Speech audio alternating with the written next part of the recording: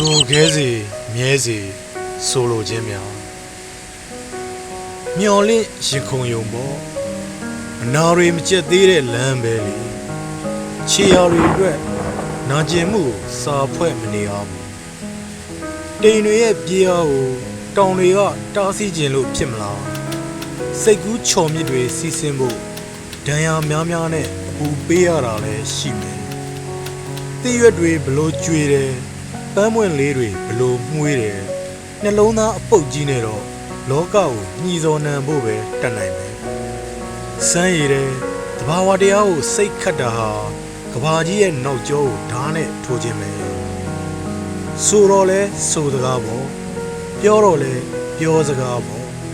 စကားတွေဆိုရင်စိတ်ရဲ့အလျားနံတွေမြင်ရပေရန်တွေမရှိလဲရင်ခုန်တာနဲ့တိုင်းတာလို့ရတဲ့စီးတွေရှိမယ်မျော်လင့်ရင်ခုန်ယုံပေါ့နားတွေကစကားတွေကိုဘာသာပြန်ပေးကြလိမ့်မယ်ယထု